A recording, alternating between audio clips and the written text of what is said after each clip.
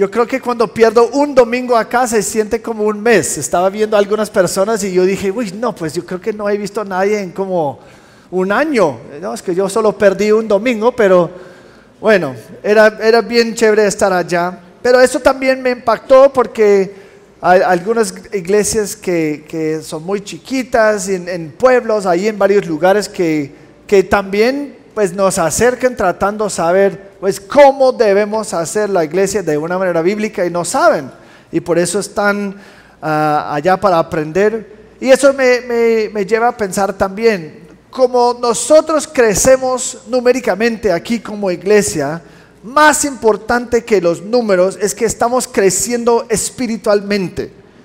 Tenemos que madurar como cristianos. No hay ningún lugar en la fe cristiana para el estancamiento, quedar igual, seguir como siempre he sido. La frase, pues así soy yo, realmente no tiene ningún lugar en la boca de un cristiano. Y pues yo he escuchado eso, no, es que esa persona es tan rencoroso, no sé, no, pues así soy yo. No, pero un cristiano no puede decir eso, eso no vale. Cristo llegó para hacernos nuevas criaturas, no solamente versiones mejoradas de nosotros mismos. Y aquí en IBCC hemos hablado muchas veces del tema de contentamiento, pero sabes que nunca podemos ser contentos donde estamos espiritualmente. Eso es como una poca calificación, no es que debemos estar contentos, pero no debemos estar contentos con mi madurez espiritual. Como Pablo dice en el libro de Filipenses capítulo 3, no es que ya lo haya alcanzado o que ya haya llegado a ser perfecto, sino que sigo adelante a fin de poder alcanzar aquello para lo cual también fui alcanzado por Cristo Jesús. Hermanos, yo mismo no considero haberlo ya alcanzado, pero una cosa hago, olvidando lo que queda atrás y extendiéndome a lo que está adelante. Prosigo hacia la meta para obtener el premio del supremo llamamiento de Dios en Cristo Jesús. Y muy clave a este avance en la vida espiritual, en este camino hacia la madurez, es el conocimiento, creciendo en el conocimiento, especialmente conocimiento bíblico a las doctrinas profundas de la fe. Los carismáticos a veces como menosprecian este conocimiento, y quizás algunos de ustedes han escuchado, no, pues ustedes no tienen que leer tanto la Biblia porque la letra mata, pero el espíritu da vida. Eso es lo que dicen. Básicamente es como, no tienes que estar enfocado tanto en el conocimiento, ustedes tienen que enfocarse en el espíritu, entre comillas, en los sentimientos y eso, tienen que sentir la fe. Pero realmente, aunque yo estoy de acuerdo que el conocimiento no es todo, es el fundamento, es la base. Tú no puedes crecer sin conocimiento, tú no puedes ser ignorante y avanzar. Muchos de ustedes llegaron a IBCC y aunque quizás eran creyentes, llegaron muy inmaduros por su propia confesión, diciendo que yo pasé 10, 15 años en la iglesia anterior, pero yo no aprendí nada. Y por eso mi vida está en caos, mi matrimonio está todo mal, mis relaciones con mis hijos adultos re malo. Y no es porque, muchas veces es por ignorancia, por falta de conocimiento de lo que dice la palabra. Y una cosa que escuchamos una y otra vez es que, no, es que aquí yo comencé a aprender la verdad y el Señor comenzó a transformarme a través del conocimiento. Y esto tiene sentido. Mira lo que Pedro dice en 2 de Pedro capítulo 1. Pedro, pues si alguien dice, no, con el conocimiento yo me maduré en la fe, pues eso es como obvio, porque Pedro dice lo mismo. En versículo 2 dice, gracia y paz les sean multiplicadas a ustedes en el conocimiento de Dios y de nuestro Señor Jesús, nuestro Señor, pues su divino poder nos ha concedido todo cuanto concierne la vida y a la piedad, mediante el verdadero conocimiento de aquel que nos llamó por su gloria y excelencia. Él concluye el libro de 2 de Pedro exhortando a los lectores crecer en la gracia y el conocimiento de nuestro Señor y Salvador Jesucristo, en capítulo 3, versículo 14. El conocimiento de quién es Dios es fundamental. De hecho, uno de los puntos claves, de los temas principales de segundo de Pedro, es evitar falsos maestros. Y la manera que evitamos falsos maestros es a través del conocimiento. ¿Conocimiento de qué? Conocimiento de nuestro enemigo, los falsos maestros, en capítulo 2. Conocimiento de nuestra santificación, en capítulo 3. Conocimiento de las Escrituras, al final del capítulo 1. Y el conocimiento de nuestra salvación, en capítulo 1. Pues yo mismo pensaba que era raro que estaba enfatizando tanto segundo Pedro, porque yo no estoy predicando segundo de Pedro, pero está conectado. Pero yo en esta mañana yo quiero enfatizar específicamente este último punto: conocimiento de nuestra salvación. Si quieres saber la verdad o conocer la verdad, si quieres crecer espiritualmente, si quieres evitar falsos maestros y los engaños espirituales, tienes que conocer tu salvación. Y muchas veces cuando hablamos de cómo crecer en conocimiento bíblico, a veces pensamos, bueno, entonces yo necesito entender bien las historias o los relatos de las Escrituras y ganar como trivia de la Biblia, como pues yo sé más detalles y hechos de la Biblia. Pero realmente no, así no es. Realmente cuando estamos hablando de conocimiento, estamos hablando de nuestro entendimiento del Evangelio y los hechos del Evangelio. Es el mensaje básico del Evangelio que nos salva, y es el Evangelio que nos santifica. Aunque el Evangelio es el elemento más básico de toda la fe cristiana, nunca nos graduamos más allá que el Evangelio. Yo creo que es algo que yo no entendí. Cuando el Señor me salvó con 9 años, gracias a Dios. Siempre he estado en iglesias más o menos buenas, toda mi vida. Y estoy muy agradecido por eso. Pero ¿sabes qué? Por muchos años yo no entendí. Yo dije, mira, yo entiendo el Evangelio. Entonces, ¿qué? Voy a leer los mandatos que me dicen qué hacer. Pero ¿sabes qué? Muchos años después, con mucha madurez más, yo comencé a aprender la verdad. Todo el crecimiento que he tenido en mi vida es profundizar más en los elementos más básicos. Entender mejor la gracia, entender mejor la salvación. Entonces el Señor me salvó, pero es entender mejor los elementos del Evangelio que realmente me causa madurar y crecer más. Y es posible, sin embargo, si tú no entiendes el Evangelio y sus componentes, realmente no van a entender Dios mismo. No van a entender Dios mismo. No es suficiente creer un evangelio parcial. Un evangelio parcial no salva. No es suficiente creer ciertas partes del carácter de Dios y ser ignorante de otros. De hecho, si yo puedo lograr entender solamente ciertos aspectos de Dios, seguramente vas a estar guiado por un camino hacia el error, que en la mayoría de los casos te va a condenar al infierno, pero en los mejores casos te va a llevar a una vida inmadura e inútil espiritualmente. Entonces hoy yo quiero predicar en algo que me preocupa de nuestro entendimiento del Evangelio. Si ustedes entienden lo que voy a enseñar hoy, bueno, eso es mejor. Solamente va a profundizar las verdades del Evangelio y ustedes van a decir que, gloria a Dios, y tengo que profundizarme más para crecer en la fe. Pero si algunos de ustedes no entiendan lo que digo hoy, realmente puede ser porque no son salvos.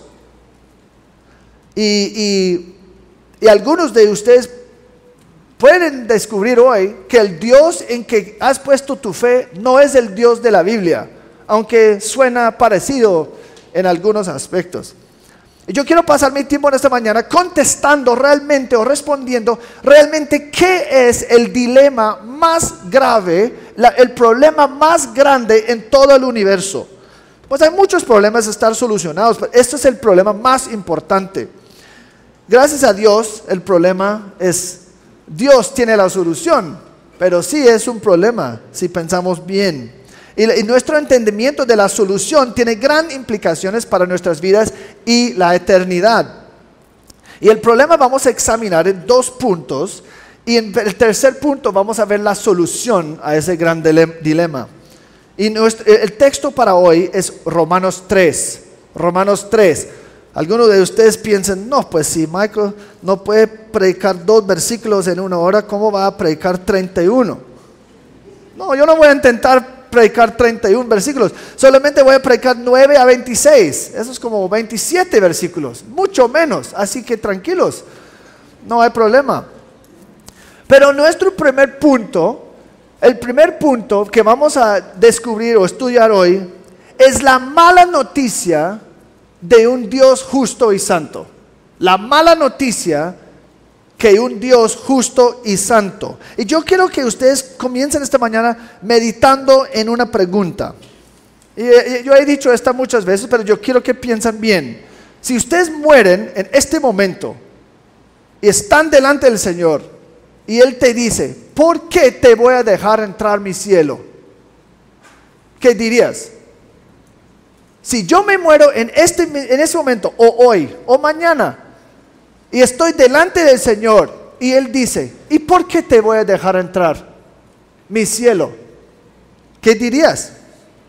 Al leer nuestro texto hoy, comenzando en versículo 9, rápidamente estamos confrontados con un problema. Todos los hombres son malvados y no hay ninguno que está excluido de ese problema. Si tu respuesta a esta pregunta anterior tenía cualquier cosa que ver con ti mismo, con tus obras, pensando, bueno, pues yo soy más o menos una buena persona, entonces necesitan escuchar bien. Si tú pensaste, bueno, yo no sé, veremos en ese día, Dios me va a juzgar y Él lo va a saber. Necesitas escuchar, porque tú también estás confiando en ti mismo. Pero Romanos 3:9, entonces, ¿qué? ¿Somos nosotros mejores que ellos? De ninguna manera, porque ya hemos denunciado que tanto judíos como griegos están todos bajo pecado. Como está escrito, no hay justo ni aún uno, excepto Cristo, quien logró la perfección que realmente está requerido. No hay justo ni aún uno, no hay quien entienda. ¿Qué significa eso? Aún si tú querías ser perfecto, nosotros no somos capaces de entender cómo hacerlo, ni qué es la perfección, porque somos ignorantes, no entendemos. Entonces, sin entendimiento no hay salvación. No hay quien busque a Dios. Eso es importante. Algunos buscan una versión de Dios, una versión de Dios que les agrada, pero realmente no es el Dios verdadero. Todos se han desviado, es decir, no están caminando en el camino que el Señor ha ordenado y determinado que debemos caminar. Nosotros somos naturalmente rebeldes, nos rebelamos por naturaleza. Aún, versículo 12, se hicieron inútiles. En nuestros pecados somos completamente inútiles para los propósitos de Dios. No hay quien haga lo bueno. Entonces eso es un problema. Si usted anteriormente pensaba, pues yo soy una buena persona, este versículo directamente contradice lo que has pensado. Yo soy buena persona. No, porque no hay buenas personas. No, pero yo hago cosas buenas. Yo no soy tan malo como no sé qué. El hecho que tú no eres mejor o que tú eres mejor que un malandro no significa que tú eres bueno. Isaías 64:6 dice, inclusive las cosas que pensamos que son buenas son trapos de inmundicia delante del Señor. ¿Por qué? Porque ni siquiera las cosas buenas que hacemos realmente lo hacemos con motivos correctos, con deseos correctos. Quizás yo ayudo a mi vecino porque yo quiero sentirme bien. Hacer una cosa por sentirme bien es egoísmo. Eso no es bondad. No, es que yo no hago tal cosa, yo trato de hacer tal cosa porque yo quiero ser orgulloso y mejor que los demás. Bueno, ninguna cosa que tú has hecho en tu vida si tú no eres creyente, tú has hecho, el Señor determina que considera buena, porque no hay ninguna persona buena. Romanos 8:8 dice, si tú no estás en Cristo, absolutamente 100% de lo que tú haces no alcanza, no glorifica al Señor. Nada que haces glorifica al Señor.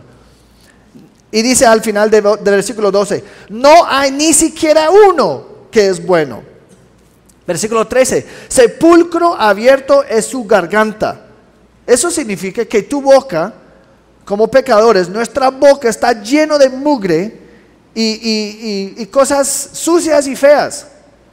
Pues algunos de ustedes no tienen que pensar mucho para pensar cuándo fue la última vez que estaban hablando groserías, chistes inapropiadas, pues que puede ser ayer o hoy, aquí en camino a la iglesia, hablando de una manera fea.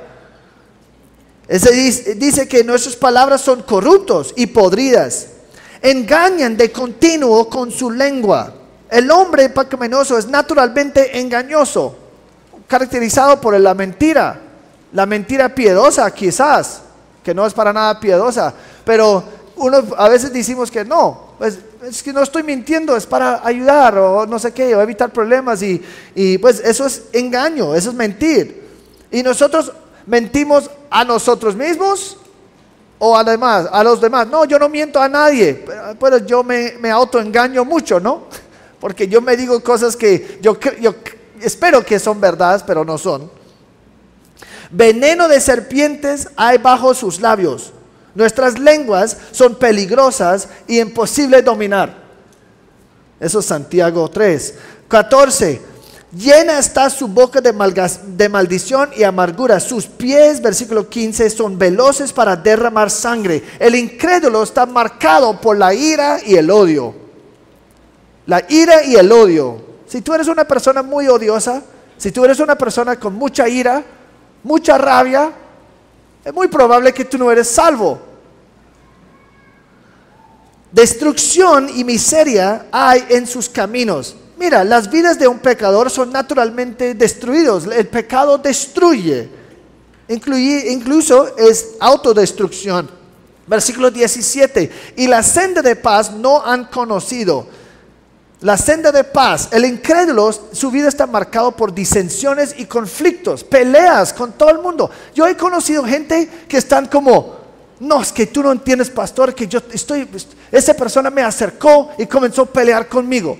¿Pues qué dijeron? Y dijeron algo normal y salió en una pelea. ¿Y por qué estás hablando conmigo así? Esto es como, pues porque está peleando con todo el mundo. Yo tengo peleas con mi mamá, con mi suegra, mis hijos, mi esposa, no sé qué. Es que todo el mundo, yo tengo peleas con todo el mundo. Y si usted piensa que no, es que todo el mundo está en contra de mí porque yo tengo peleas con todos, ¿sabes qué? El problema eres tú. Yo una vez estaba enseñando en un colegio y una niña dijo, es que todos los profesores están contra mí. Yo dije, sí, ¿qué pasó? No, en la primera clase tal cosa sucedió y me regañó. En la segunda clase no estaba haciendo nada y el profe me regañó. Y ahora en esta clase también me está regañando. Y yo dije, bueno, yo tengo una sorpresa para ti.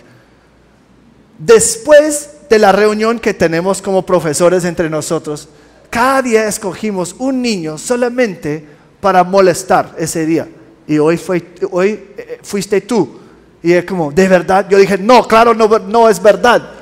Tú no eres tan importante para perder nuestro tiempo aquí como profesores hablando. El problema, si todo el mundo, si todas las clases, el problema eres tú, es porque tú eres el problema, no los profesores. Nosotros no estamos teniendo una reunión, bueno, hoy todos vamos a pelear con César. No, si César tiene peleas con todo el mundo es porque César es el problema. Y algunos de ustedes, sus vidas son totalmente marcados por conflictos, disensiones y peleas. Versículo 8, no hay temor de Dios 18, no hay temor de Dios delante de sus ojos. No teman Dios ni sus caminos, por cuanto todos pecaron, versículo 23, y no alcanzan la gloria de Dios. Y versículos 19 y 20 hablan directamente a los que quieren ganar el favor de Dios por sus obras, por su conducto. Y nota lo que dice versículos 19 y 20. Ellos no entienden el punto de la ley. Ahora bien, sabemos que cuanto dice la ley, lo dice a los que están bajo la ley, para que toda boca se calle y todo el mundo sea hecho responsable ante Dios. Porque por las obras de la ley, ningún ser humano será justificado delante de Él. Por las obras de la ley, por buenas obras, por buena conducta, por lo que tú haces, por asistir IBCC, no por asistir a una iglesia de sana doctrina. Nadie va a estar justificado por eso. Pues por medio de la ley viene el conocimiento del pecado. Entonces, si tú estás tratando de ganar tu salvación por obedecer la ley, tú no entiendes la ley. El punto de la ley es aplastarte. El punto de la ley es decir, aquí es el estándar y jamás vas a alcanzar. Porque es demasiado alto. Es demasiado perfecto. Una vez yo tuve una vecina que lamentablemente ya falleció en los Estados Unidos, y ella dijo, no, estoy bien porque yo he guardado los grandes 10, hablando de los 10 mandamientos. Ay, qué triste, porque ella pensaba, el Señor me va a aceptar porque guardé los 10 mandamientos. Eso es justamente porque no te va a aceptar, porque tú no puedes obedecer y guardar los mandamientos perfectamente como Él exige. Así que si eso es tu consolación, pues no hay mucha consolación, porque el propósito de la ley es aplastarte y mostrarte jamás vas a alcanzar lo que el Señor exige. Eso es el punto. Para que cada persona pueda callarse, la ley sirve para hacerme un prisionero, para mostrarme mi fracaso y que nunca puedo guardarlo bien, para callar cada boca de cada persona que está esperando en sus obras. Todos de nosotros somos responsables delante de Dios. Nosotros tenemos que responder a Dios por todo lo que hemos hecho, dicho, pensado, deseado, etc. Todos somos culpables delante del legislador y juez. Primero de Juan 3:4. Todo el que practica el pecado, practica también la infracción de la ley, pues el pecado es infracción de la ley. Tú eres un infractor de la ley si tú eres un pecador. Y eso es un gran problema para nosotros. ¿Por qué? Porque la Biblia frecuentemente dice que Dios es justo. Que Dios es justo. Isaías 33:22. Isaías 33:22. Porque el Señor es nuestro juez. El Señor es nuestro legislador. Salmo 7:11. Dios es juez justo y un Dios que se indigna cada día contra el impío. Dios se indigna cada día contra el impío. Jeremías 11:20. Pero, oh Señor de los ejércitos, que juzgas rectamente, que examinas los sentimientos y el corazón. Eso es mal, porque a veces las personas dicen que no, yo soy bueno, el Señor conoce mi corazón. Y yo como, pailas, porque eso es el problema. El problema es que el Señor conoce tu corazón. Eso no te va a servir para nada. Mejor dicho, es buena noticia decir que no estoy bien porque el Señor no sabe nada de mí. Pero cuando dices que no, es que el Señor sabe mi corazón o conoce mi corazón, pues peor. Que examinas los sentimientos y el corazón. Vea yo tu venganza contra ellos, porque a ti he expuesto mi causa. Sofonías 3:5. Si ustedes no saben qué es Sofonías, pues tranquilo. ¿Cómo? Sofonías, ¿ustedes no saben? Bueno, ustedes pasaron la prueba porque no existe.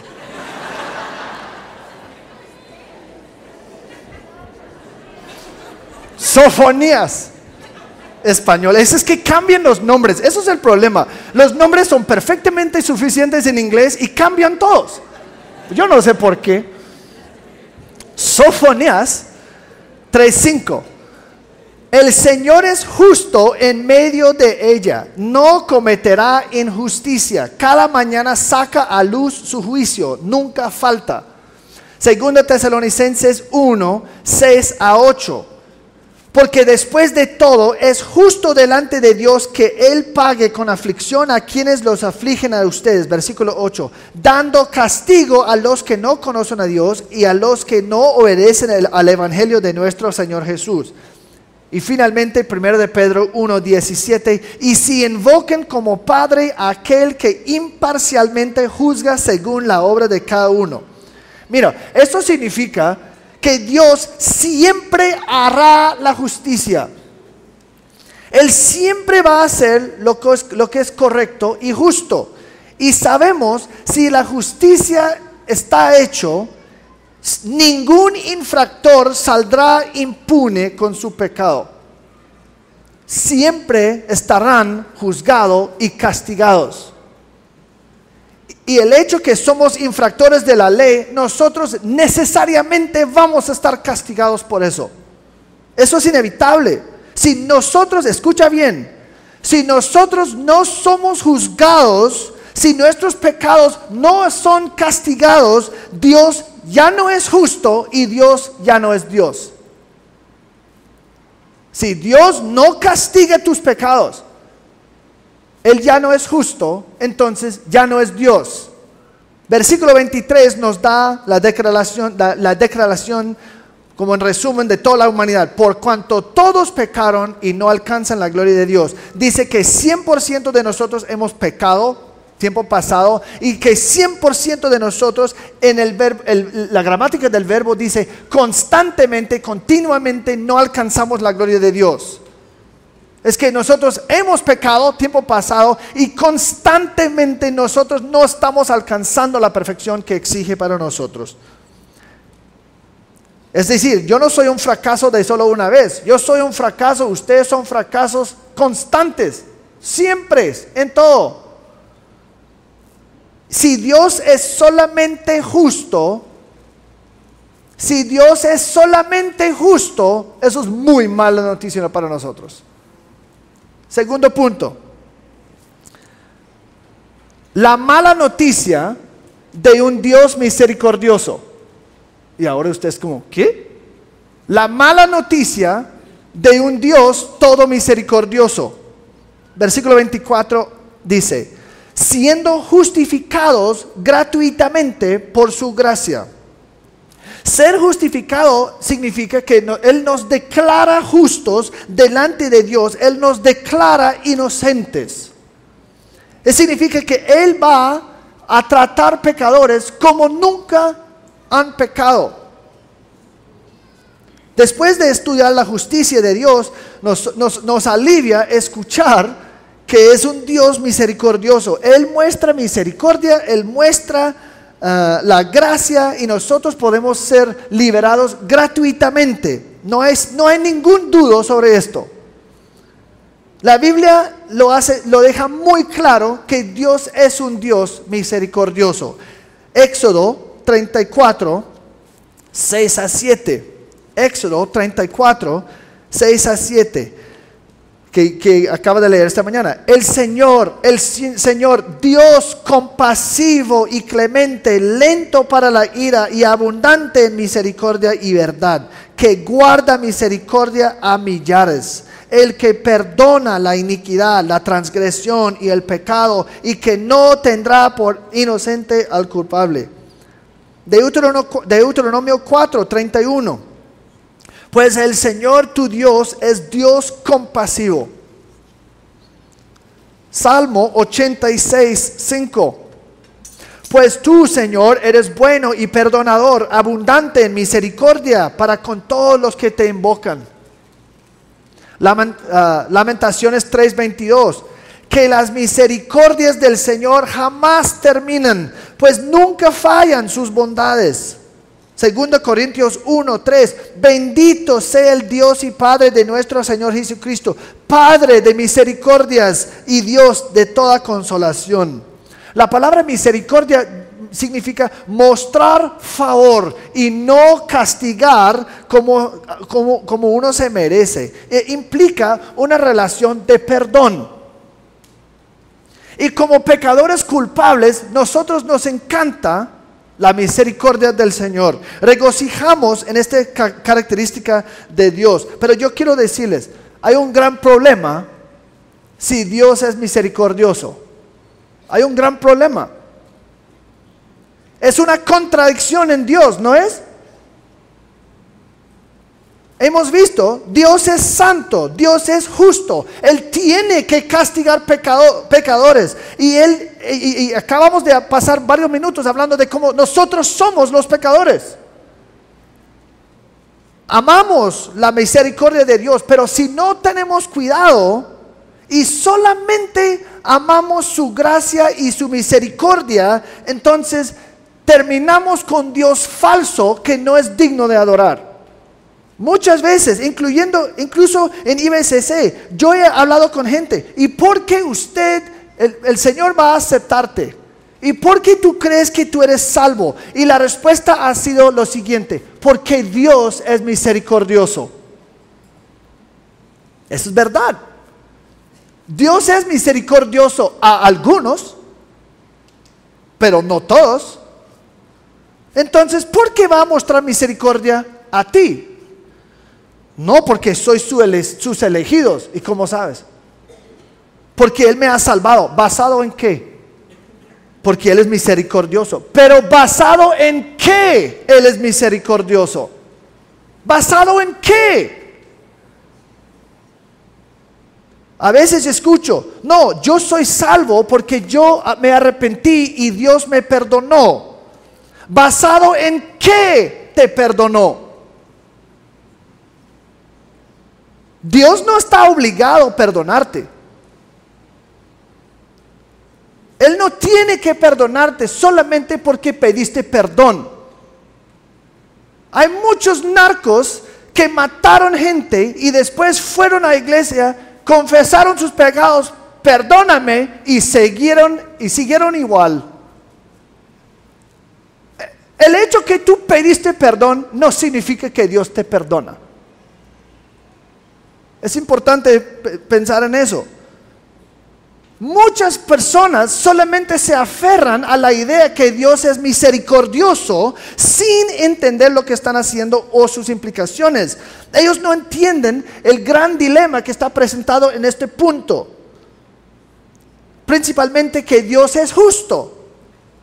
Yo les voy a dar una lección sobre la fe islam. Islam cree que Alá es todo poderoso, todo. Pero el musulmán no tiene ninguna seguridad de la salvación. Lo que ellos hacen es, ellos hacen muchas obras buenas supuestamente y dicen, pero al final, si Alá tiene misericordia en mí, me puede perdonar. Es decir, porque los musulmanes no creen en Jesucristo, Él es un profeta normal.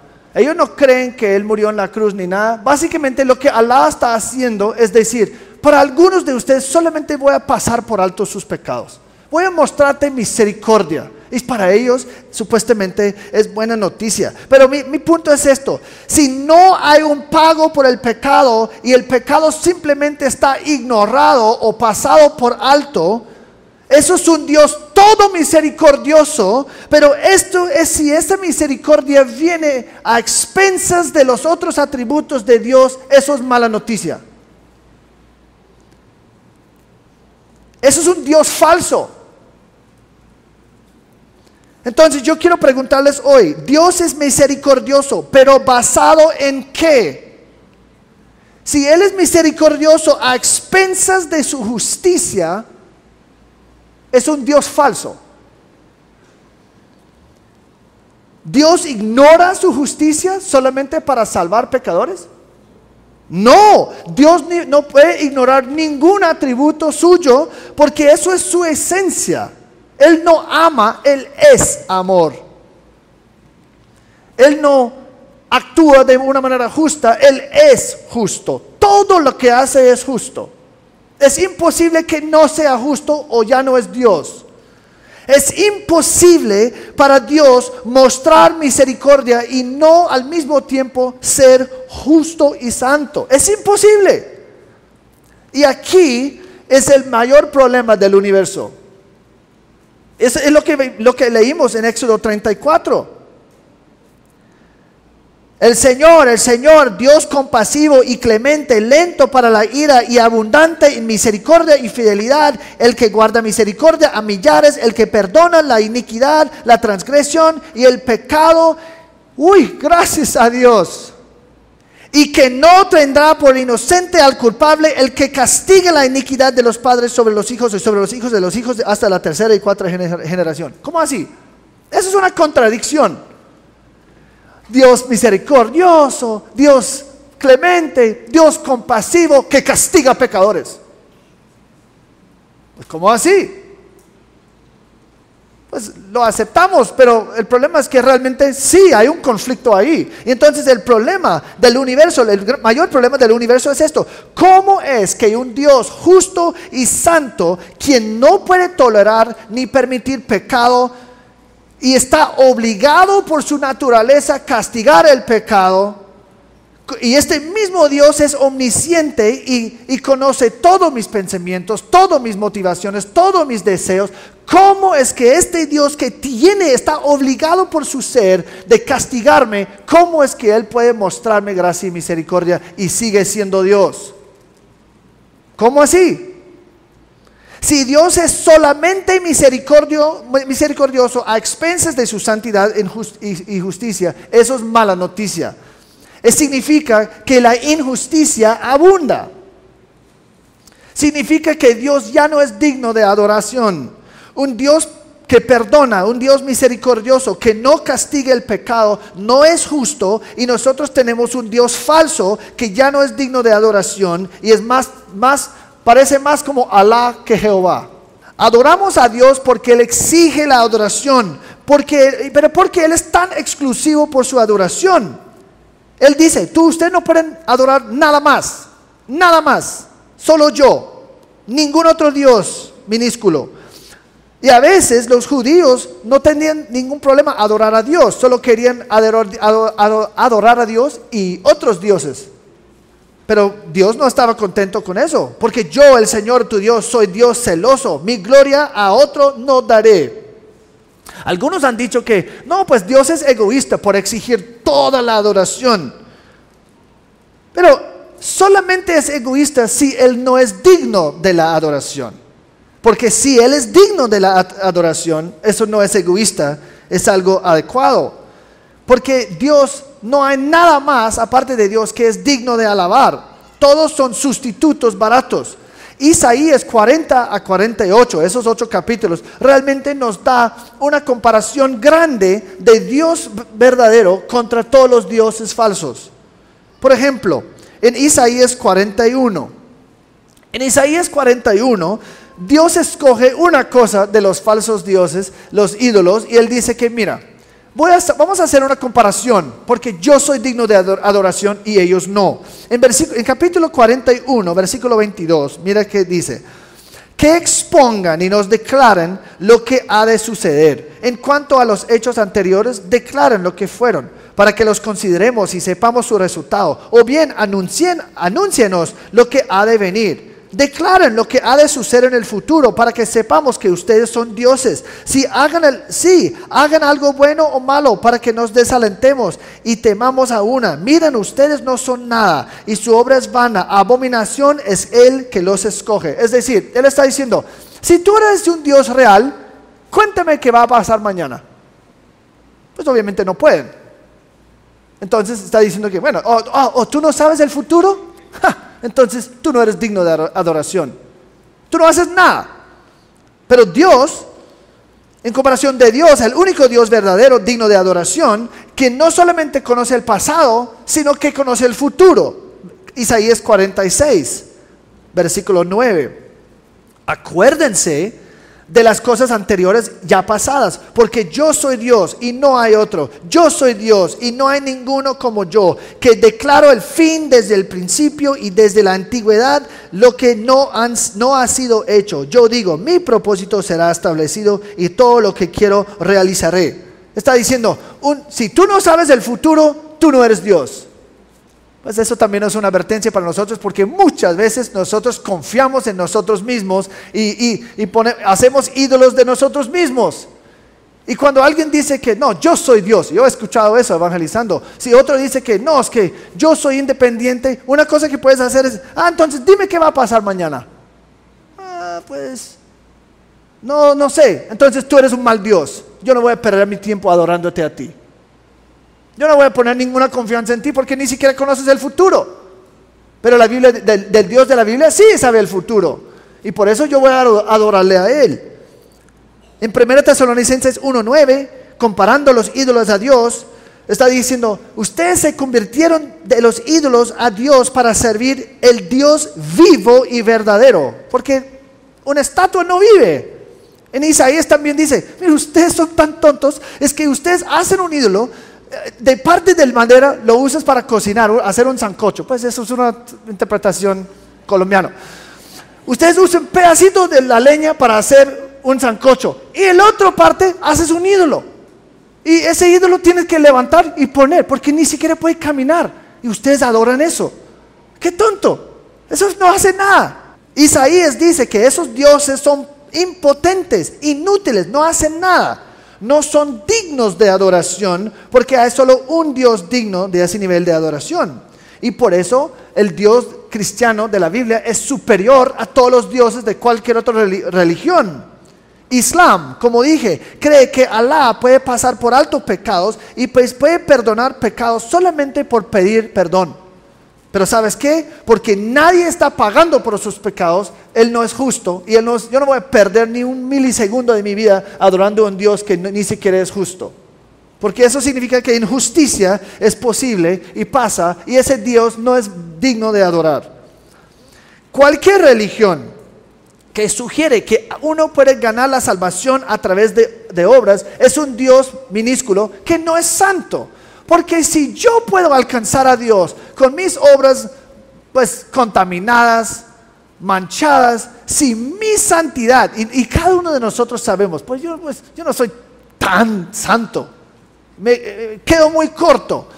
Entonces si tú dices, como la Iglesia Católica Romana, que tus obras van a salvarte, básicamente lo que estás diciendo es que Dios es tan poco santo que mis obras manchadas y débiles van a alcanzar su santidad. Eso es un Dios no tan santo. Y entonces eso es un Dios que no vale la pena adorar, porque no es digno de adorar. Cualquier religión unitaria que rechaza la aseidad de Dios, la aseidad de Dios significa que Dios es totalmente independiente y no necesita nada o nadie para ser Dios. Es totalmente completo en sí. Una iglesia unitaria rechaza eso. ¿Por qué? Porque ellos dicen, es decir, Dios no tiene aseidad. Si Dios tiene que crear algo para ser Dios, Él no es Dios. Es decir, un Dios unitaria dice, no puede ser amor, porque el amor, por definición, tiene un objeto para amar y para servir. Entonces, ellos dicen que no, está bien, Dios es amoroso, por eso creó Jesús, para ser amor. Pero si Dios tenía que crear algo para ser Dios, Él no es Dios. Y si Dios es un Dios relacional, y tiene que crear la humanidad para ser relacional, entonces la humanidad es lo que cumple a Dios, así que Dios ya no es Dios. Quizás es un argumento complicado, pero el punto es que Dios no necesita nada. Y un Dios unitaria necesita algo para ser algo, y entonces ya no es digno de mi adoración. Y tenemos que tener mucho cuidado, porque podemos hacerlo inclusive hoy aquí en IBCC. Nosotros podemos coger ciertos atributos de Dios. A mí me encanta que Dios es perdonador, que Dios es misericordioso, que Dios es tan llena de gracia, a expensas de otros atributos. ¿Amas su misericordia? Entonces tienes que amar su justicia y santidad también, o es un Dios falso que no es el Dios de la Biblia. Su misericordia y su justicia están en contradicción, ¿no? Bueno, versículos 24 a 26 nos dice la solución a este problema cósmico. La solución es un intercesor. La solución de este problema es un sustituto. Versículo 24. Por medio de la redención que es en Cristo Jesús, a quien Dios exhibió públicamente como propiciación por su sangre a través de la fe, como demostración de su justicia, porque en su tolerancia Dios pasó por alto los pecados cometidos anteriormente para demostrar en este tiempo su justicia, a fin de que Él sea justo y sea el que justifica al que tiene fe en Jesús.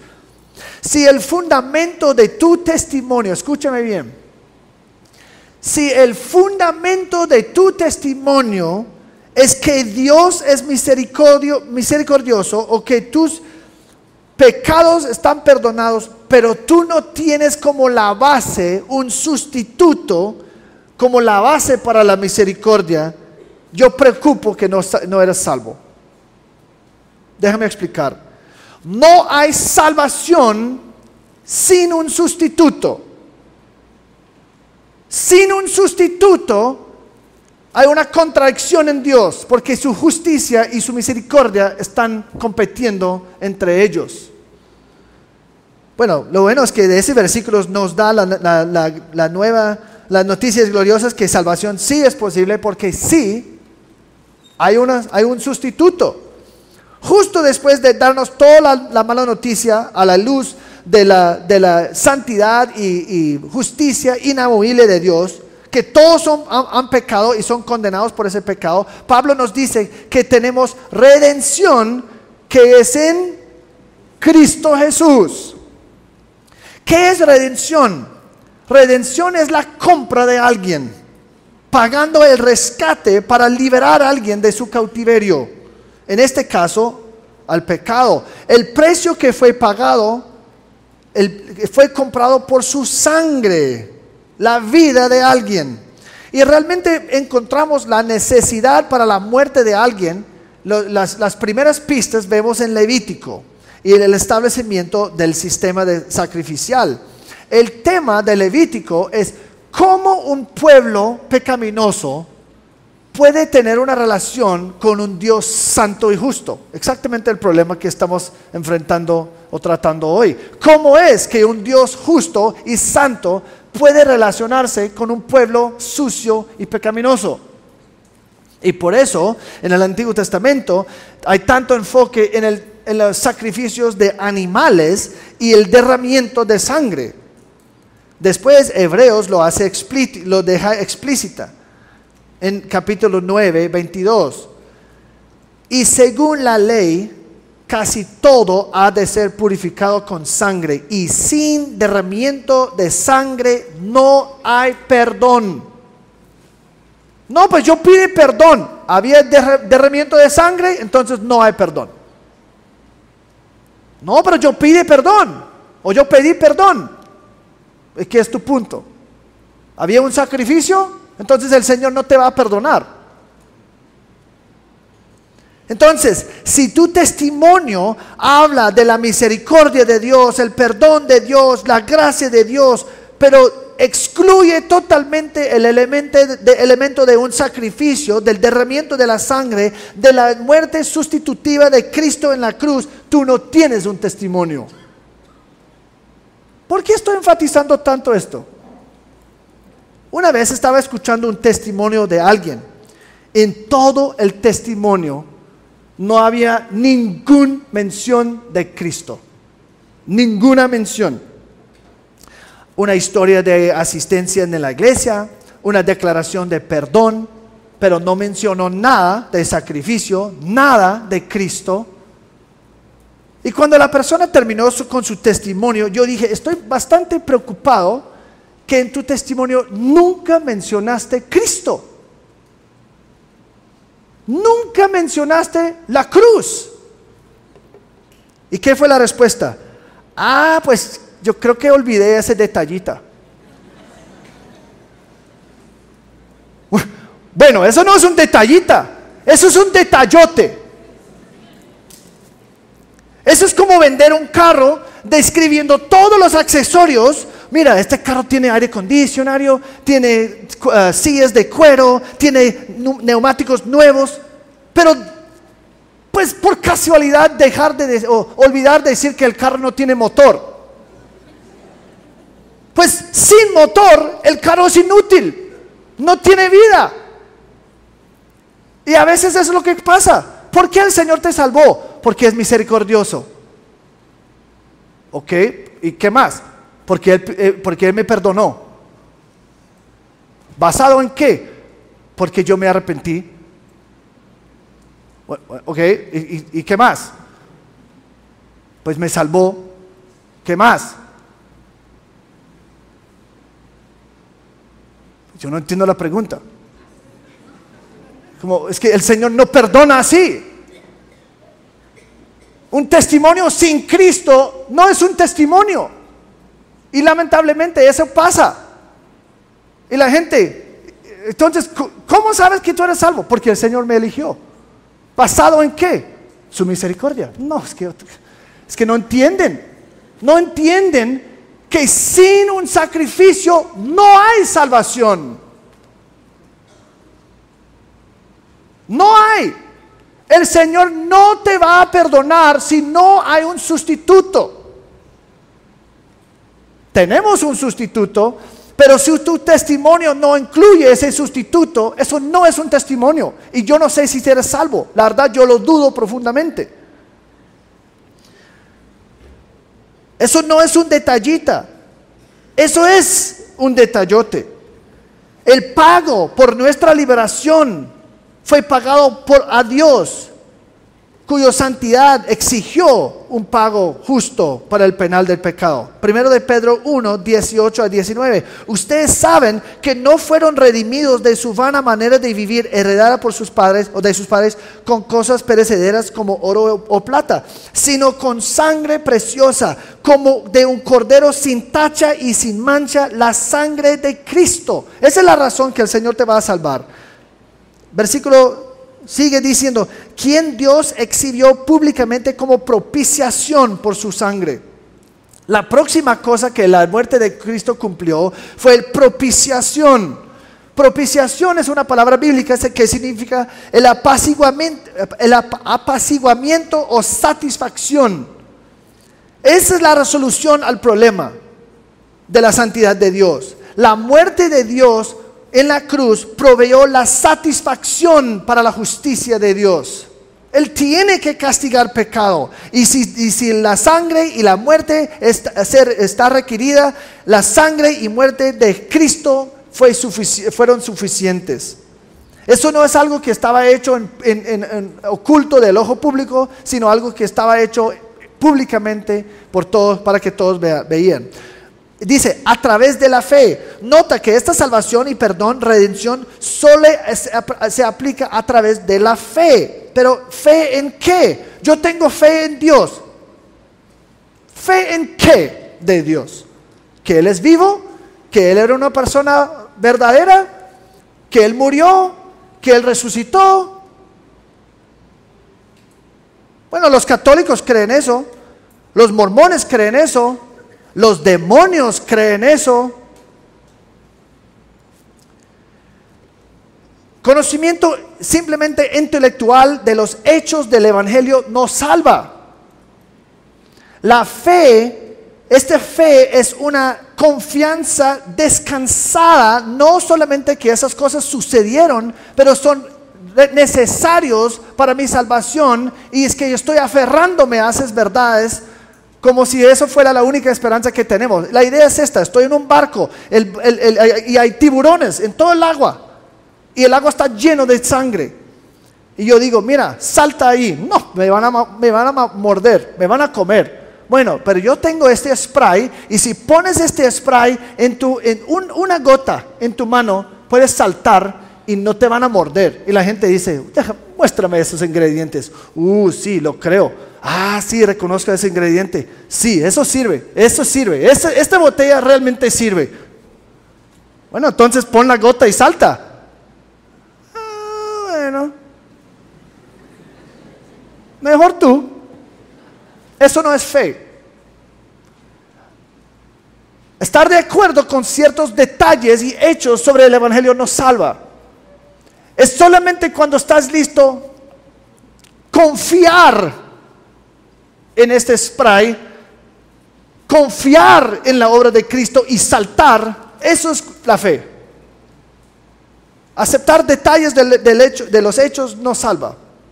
Mira, dice, como demostración de su justicia, estamos en Romanos 3, como demostración de su justicia, porque en su tolerancia Dios pasó por alto los pecados cometidos anteriormente para demostrar en este tiempo su justicia, a fin de que Él sea justo y sea el que justifica al que tiene fe en Jesús. Aquí es donde vemos la solución claramente explicada. A través del sacrificio y la muerte de Cristo, la justicia de Dios fue demostrado. Al aplastar a Cristo en la cruz, Dios es justo. Estaba descargando toda su ira santa por el pecado en Cristo Jesús. Dice, a fin de que Él sea justo. Al castigar a Cristo, no solamente con los clavos, no solamente con la corona de espinas, ni siquiera los azotes, sino por su rechazo completo de Cristo. Mi Dios, ¿por qué me has abandonado? Dios se demostró justo en este momento.